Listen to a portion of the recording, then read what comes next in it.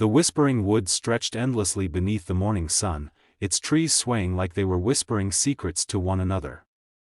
The forest had long been home to many stories, tales of bravery, laughter, and a certain wolf who was once feared by every creature. Now, peace reigned once more. Near the meadow's edge stood 3 small cottages, one of straw, one of sticks, and one proudly built of brick. Inside the brick house lived the 3 little pigs, Percy, Pip, and Patrick, each with their own quirks, their days filled with cheerful chatter and hearty meals. They had long forgotten the danger that once prowled beyond the trees. Each morning, the pigs followed their routine. Percy tended to the garden, humming as he watered the tulips, Pip chopped wood and stacked it neatly by the door, and Patrick, the most cautious of the 3, inspected the fences and kept a watchful eye on the forest path. "You worry too much," Percy often said with a laugh, "the wolf's been gone for seasons." Patrick would only glance toward the treeline and mutter, "Maybe so, but silence in the forest doesn't always mean safety." His words drifted away like smoke, ignored but never forgotten. Beyond the hill where the pigs lived, near a crystal blue river, the 7 little goats played joyfully. They sang songs and skipped stones, their laughter echoing across the water. Their mother, Mama Goat, watched lovingly from her cottage porch, knitting scarves for the coming winter. "Stay close," she'd call out, though her heart was light. The wolves, she thought, were only creatures of bedtime tales now. Little did she know, one pair of yellow eyes was watching, patient, calculating, waiting. Not far from there, a bright splash of red moved between the trees. It was Little Red Riding Hood, her crimson cloak swaying as she walked. She carried a basket filled with wildflowers and bread, heading to her grandmother's cottage beyond the forest ridge. The path was calm, dotted with patches of sunlight breaking through the canopy. She smiled as birds followed her song. The forest, to her, had always felt like an old friend, familiar, kind, and full of wonder. But today, the woods were quieter than usual. The bird songs faded, the breeze grew still, and somewhere deep inside, a faint growl rolled through the air like a distant storm. As the sun dipped low, the 3 small worlds, the pigs, the goats, and the girl in red, began to align unknowingly. The forest seemed to breathe heavier, as if aware of something lurking beneath its roots. From a shadowed ravine, the wolf emerged. His fur was darker now, scars streaked across his snout from his last defeat. His voice, when he spoke to himself, was calm and cold. "Once, they mocked me," he whispered. "But the forest remembers, and so do I." He gazed toward the flickering lights of the pigs' cottages and the distant laughter of the goats. "This time," he hissed, "no clever pig, no red-hooded girl, and no frightened goat will stand in my way." The following morning arrived with the kind of quiet that seemed too perfect, too still. Dew sparkled on the blades of grass, and mist curled lazily between the trees. The 3 little pigs were finishing breakfast, a warm pot of vegetable stew, when Patrick noticed something unusual. "Do you hear that?" he whispered. The others paused. No birds, no rustling, no wind. The forest outside had fallen into absolute silence, as if holding its breath. Percy laughed it off, but deep down, an uneasy chill crept up his spine.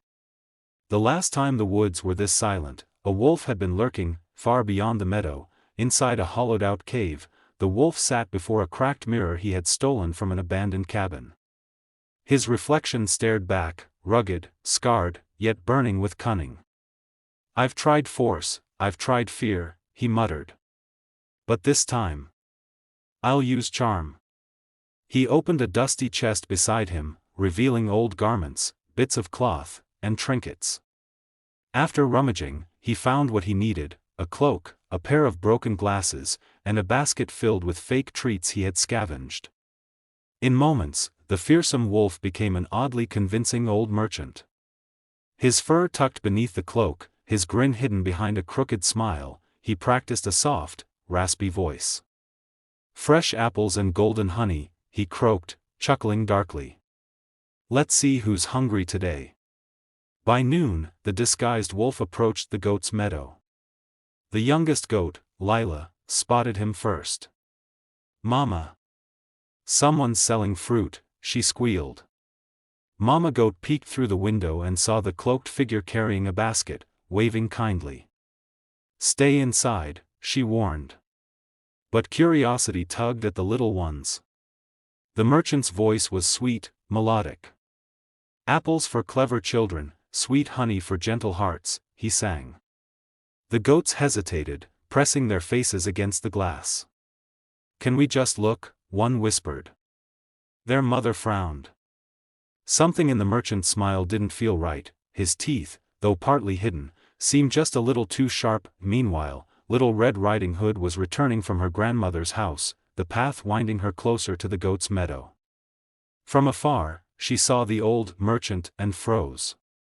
That shape beneath the cloak, that slouching stance, that tail peeking from the hem, it was unmistakable. Her pulse quickened. "The wolf," she whispered under her breath. She crouched behind a thicket, watching as the goats gathered near the door, tempted by his sing-song voice. Without hesitation, she began moving through the trees toward the pigs' houses. They needed to be warned. Back in the meadow, Mama Goat's eyes narrowed. She stepped outside, facing the merchant squarely. "We want no honey here," she said firmly. "Leave our meadow." For a moment, the wolf's grin faltered, but he quickly bowed and turned away, muttering something polite. As he walked off, his golden eyes flicked back once, cold, deliberate. "You'll wish you'd taken the honey," he whispered to himself. His plan hadn't failed. It had only just begun. He now knew where everyone lived, how many there were, and which one might open the door first. By the time Red reached the pig's brick house, panting and pale, the forest had already begun to darken with the shadow of his next move. Little Red Riding Hood ran as fast as her boots would carry her, branches snapping underfoot, her cloak whipping behind her like a scarlet flame. Her heart pounded louder than the forest's silence. She had seen that face before, those yellow eyes, the curve of that snout, that fake kindness dripping from his words. The wolf was back, smarter and more dangerous than before. When she finally reached the Three Pigs brick house, she knocked frantically, gasping, "Open up. It's me, Red." Patrick swung the door open, startled. Red stumbled in, catching her breath, her face pale but fierce. "He's here," she said. "The wolf. I saw him with my own eyes." Percy froze, his spoon midair. "That's impossible," he murmured, but Patrick's eyes widened. "I knew it," he said grimly. The forest went quiet again. Pip laughed nervously, trying to brush it off. "Red, are you sure it wasn't just some old traveler?" But Red shook her head firmly. "No, Pip. He's wearing a disguise, a cloak, glasses, and a merchant's hat. He was trying to trick the goats into opening their door." The pigs exchanged worried glances. The mention of the goats struck a chord. They all knew how vulnerable the young ones were. Patrick immediately stood up. "We can't let him get to them. He failed once with us, but this time, he's planning something bigger." They gathered around the wooden table, lit by the dim glow of a lantern. Red spread out a rough sketch of the forest she had drawn long ago, marking the goats' meadow and the pigs' houses. "He's moving through the woods, testing who will open their door first," she explained. "He's studying us. Waiting for the right night." Percy leaned closer, his usual cheer gone. "Then we need to study him back," he said. "We'll warn the goats, and together, we'll catch him before he strikes." But Patrick frowned, thoughtful. "The wolf doesn't attack unless he's sure. If we scare him too early, he'll vanish again, and come back when we least expect it." Red nodded slowly. "Then we need a plan that lures him out, a trap he can't resist." By sunset, the four of them walked cautiously through the darkening forest toward the goat's cottage.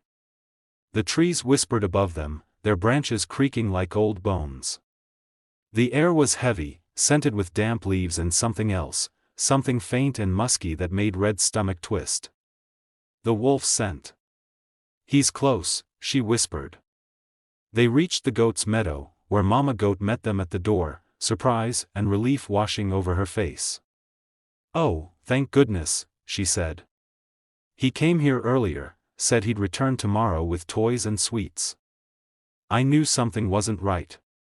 Inside, the little goats huddled together, listening wide-eyed as Red and the pigs explained the danger. "But what do we do?" asked one of the younger goats, trembling. Red placed a comforting hand on her shoulder. "We'll protect you. We'll make sure he walks right into our trap." Patrick stepped forward, confidence gleaming in his eyes. "We'll use the old hunter's pit near the stream," he said. "It's deep enough to hold him, and hidden under the leaves." Mama Goat nodded slowly, her fear hardening into resolve.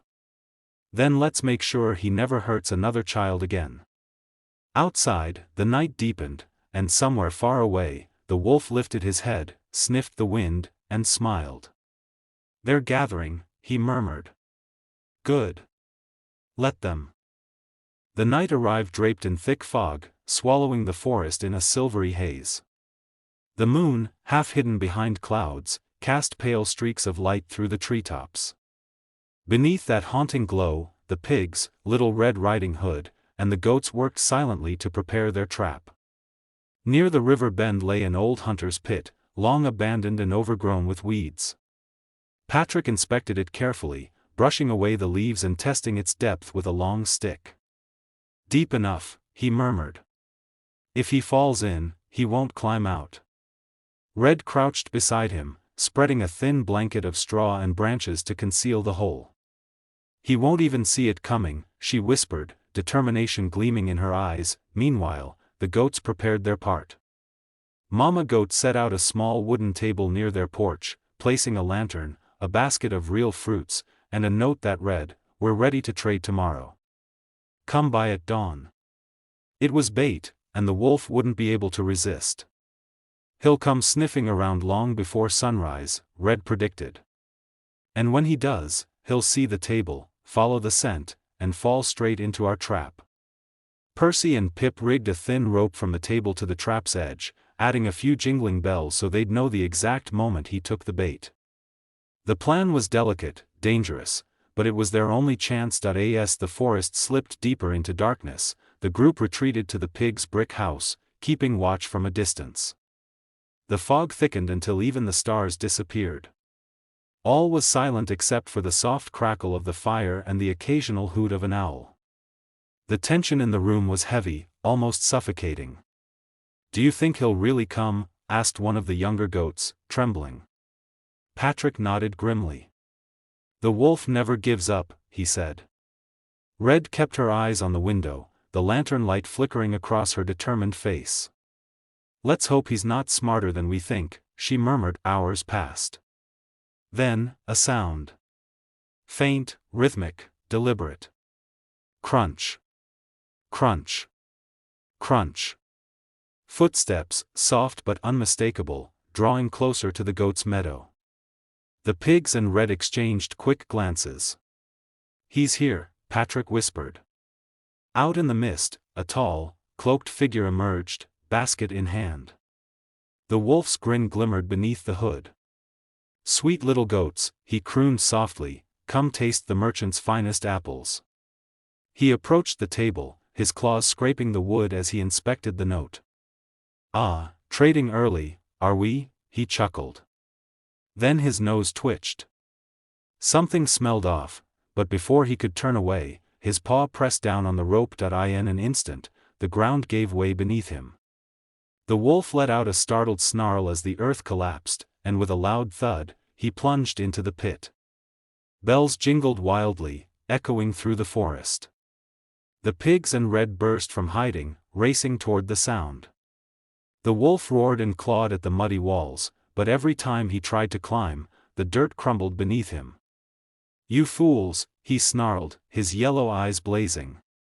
"You think this will stop me?" Red stepped to the edge of the pit, her cloak glowing crimson in the moonlight. "It's over, wolf," she said steadily. "No more tricks, no more lies. The forest doesn't belong to your fear anymore. The wolf snapped his teeth, but his growl weakened as the others surrounded the pit.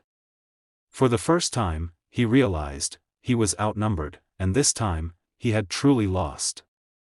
Dawn broke over the whispering woods, painting the treetops in hues of gold and amber. Mist still drifted across the river, but the air was different now, lighter, peaceful, alive again. Birds sang as if celebrating a long-awaited victory. Near the old hunter's pit, the 3 pigs, Little Red Riding Hood, and the goats stood together, watching as the wolf lay trapped below. His fur was matted with mud, his cloak torn, his cunning eyes now dulled with defeat. For the first time, the forest's most feared creature looked small, pitiful, just another beast caught in his own greed. The wolf growled weakly, glaring upward. "So, what now?" he hissed. "Will you do to me what I tried to do to you?" Red shook her head slowly. "No," she said firmly. "That's what makes us different." Her voice carried through the forest like sunlight breaking through fog. "You wanted to rule by fear, but this forest survives because we look out for one another. You don't belong here, wolf, not as long as you hunt the innocent." Patrick nodded, adding, "We're sending you far beyond the mountains. Somewhere you can't hurt anyone again." Mama Goat stepped forward, her tone calm but resolute. "Perhaps, one day, you'll learn that kindness is stronger than hunger." By midday, the animals of the forest had gathered, rabbits, deer, birds, even the old owl who had watched silently from the trees. Together, they worked to build a wooden cart. The pigs hauled ropes and planks, the goats tied knots, Red guided the effort with steady hands. When it was ready, they lowered the wolf into the cart. He struggled once, then stopped, realizing there was no point. "You've won," he muttered bitterly. But Red only smiled softly. "No," she said. "We've learned." The cart rolled down the forest path, pulled by sturdy donkeys, vanishing into the morning mist. The wolf's echoing growl faded into silence, a silence that, this time, felt peaceful rather than fearful. That evening, the forest came alive with laughter and light. The pigs hosted a grand feast in their brick house, tables filled with fruits, bread, and steaming vegetable stew. The goats played their flutes by the fire, and Red sat beneath the window, telling the younger ones how bravery isn't just about fighting monsters, but standing together when fear tries to divide you. Patrick raised a toast. "To friends," he declared. "And to a forest that no wolf can ever break again." The cheer that followed filled every corner of the room, a warmth stronger than any storm. As the stars appeared overhead, Little Red stepped outside, her red cloak glowing softly under the moon. The forest was calm, no howls, no lurking shadows, only the soft hum of crickets and the rustle of the wind through the trees. She smiled, gazing toward the distant mountains where the wolf had been sent. "Goodbye," she whispered. "May you find peace, not prey." Then she turned back toward the cottage, where laughter and music spilled into the night. In that moment, the Whispering Woods truly lived up to its name, a place of stories, of courage, of second chances.